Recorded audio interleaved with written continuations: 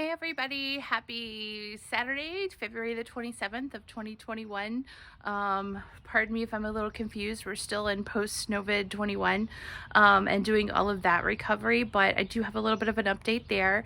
Our town is no longer under the boil water restriction, which is awesome. If you have donated water over the past years to any of those relief organizations, I want to personally say thank you. I've had to go and pick up water. And so I really appreciate that. And I know a lot of our other citizens do as well. And we will definitely pay it forward.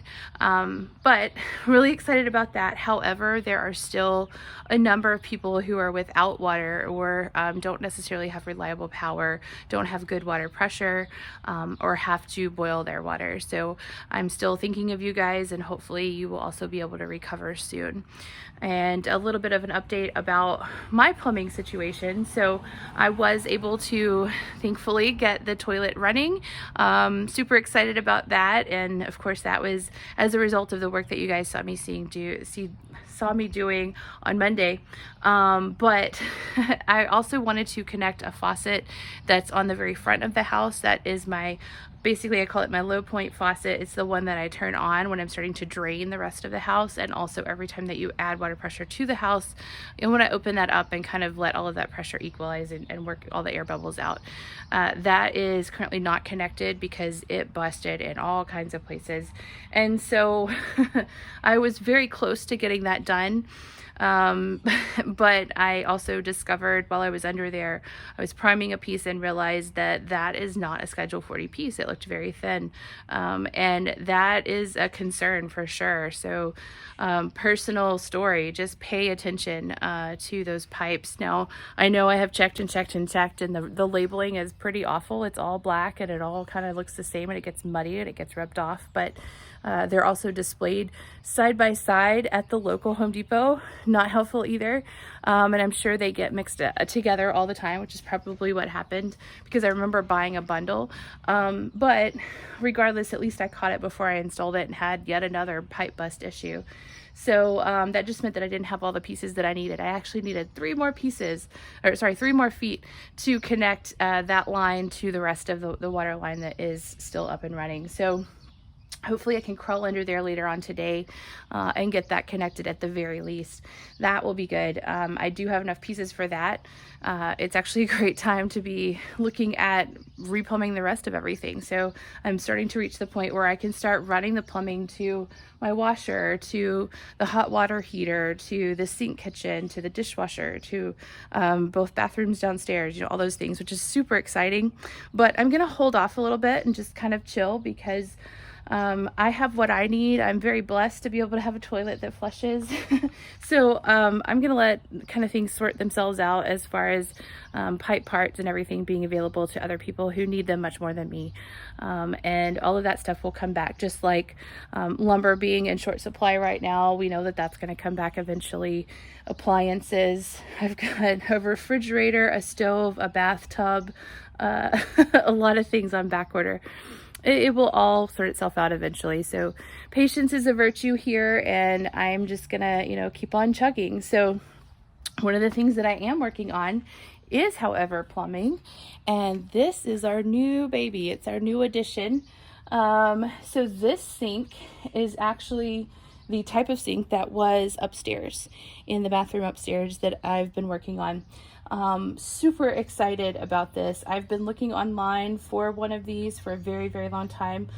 Side note, if anybody is interested in inventing an acrylic version, I wouldn't be opposed to that. But this is one of the original types of cast iron sinks. Super excited to have found it at a local antique shop. Now, I do kind of have a bittersweet opinion about some of these antique shops because while they may sell antiques, I kind of feel like sometimes they just don't care. And in this case, this one was actually sitting outside and it was tilted in such a way that water actually sat here. And so we've got some pretty bad damage based on that.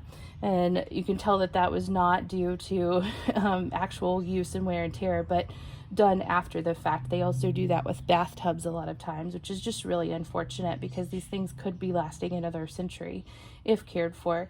But the actual plumbing on the back, I'll see if you can see it, was sitting in the actual dirt. So That's going to be a major repair to make, but hopefully I can kind of limp along a little bit before I can get that done. Now, two things I need to do pretty much immediately to get this puppy up and running. You see these taps here, they are 12 inches on center. And this is how they historically were done. So there would be a cold faucet on the right and a hot faucet on the left. These are likely not the originals, and the reason why I say that is chrome wasn't invented. So in the 1890s, this sink, I haven't gotten all of the stamps, but certainly sinks like this were made in the 1890s, which is the period of the house. So my guess is that this was the one and only time that they replaced them, because parts do give out, especially when you talk about faucets. So we will thank them for their service, take them out and replace them. Now, one of the issues here is really getting into my philosophy of historic preservation and restoration versus, renovation. So in this case, you would have had a hot and a cold, right? And to wash your hands, if you didn't want to freeze your hands, which also would not be as sanitary, and you didn't want scalding burns, you would actually have to put a stopper in, plug this up, and then mix the water temperature here in the basin of the sink and then wash your hands. That's just not too terribly practical today. Now, I know that there are actually other countries that still do that. I know the United Kingdom still has this approach. But I want to make sure that this home is not inconvenient. It's not a place that is difficult to live on a day-to-day basis, because I want it to have amazing memories for the next generation so that they want to save it. And so they actually do make a really great retrofit part for that. So what it will do is there will be a tap on the right and a tap on the left, the hot and the cold, same thing that they were. They will actually come in, and there will be a beautiful brass piece that meets in the center, and that's where the single faucet will be located. It's called a bridge. And so from there you can actually mix your hot and cold and brush your teeth and wash your hands and shave and all of those good things. So I hear the boys would probably appreciate that. So anyways, I also think it'll be nice because the faucet will be just a little bit higher, so you get more depth here for washing your hands as well. So that will be the first part that I order, and I'm excited to have that come in. Those are generally pretty readily available, other than, shipping is very slow these days, but at least it's a start. The other piece that I'm gonna need is back here. So this is where the brackets would have been used to mount everything. See these two little nubs back here? There actually would be a cast iron piece, and these nubs are typically, they're either 10 inches, there we go, 10 inches, or they're 12 inches on center, or somewhere around there. And so it's a cast iron piece that bolts into the wall and then has these two little hooks that you can hook these things onto. So that will be another piece that I have to go and find. They typically did get lost or thrown out, unfortunately, when all of these historic pieces get taken out. So that's kind of a bummer. Now you can see, obviously somebody was not a good painter. And then we've already addressed that there's a lot of rust and stuff here. I'm gonna try and clean it up for now so that I can use it, because I would really like to get that bathroom going. And I've actually been hesitant to take out that final fixture upstairs until I know I had something on the way and ready to go to replace it, because I want to be able to wash my hands and brush my teeth too. So I kind of feel like I can limp along a little bit and make do until I can get to kind of full restoration mode here.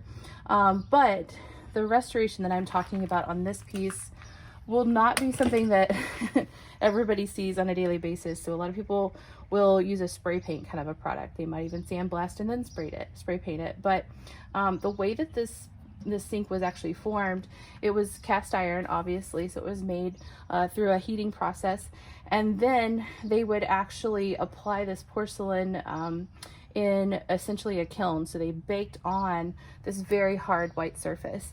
It's lasted for a century, so it's a pretty good product, and I would love to make this thing last for another century. So obviously I can't do that with some spray paint in the backyard, which means I'm gonna have to actually take this to a place that can do that, that has the equipment and the kiln and everything else to make that happen. And hopefully they'll also be able to help me repair the damage to the cast iron drain as well. Now, the one place that I know about is in Chicago. So that's a little extreme for right now. And that's also why I might be holding off on that for a little bit. But in all honesty, I actually haven't really done a lot of research because this is not something that I've had to personally do in Texas. So there may be a place in Dallas that can do it. If not, maybe that'll be a fun vacation trip one day to take this and maybe a couple of other pieces that need to be re-porcelained up to the place and have them do it and all that kind of stuff. So maybe that'll be something for the future, but at the very least I can get it cleaned up. I can hopefully get it to drain without leaking. I can add new faucets. The other thing, out of convenience is one thing, but also sustainability. So our modern faucets are low flow. They use a lot less water, and that's just, you know, good for the environment, good for the water bill, all those kinds of things. We do have droughts here in Texas, although you wouldn't know it because it's raining for a week straight right now, which I'm not a fan of. But anyway, so I also want to make sure that, you know, I'm making some good choices there. So that would be, from a preservation perspective, one of my philosophies. We want to make sure that it lasts, it's sustainable, and all of those things. So I don't have any issues with switching those out. I may hang on to these and do something decorative with them. That's definitely a possibility, but they've served their purpose, and we greatly appreciate that, and it's time to kind of move on. So hopefully this will be something fun to show in the future when we get it all fixed up. You guys have a terrific rest of your Saturday. I don't know if I'll be able to give another update or not, but I'll try. And we'll talk soon.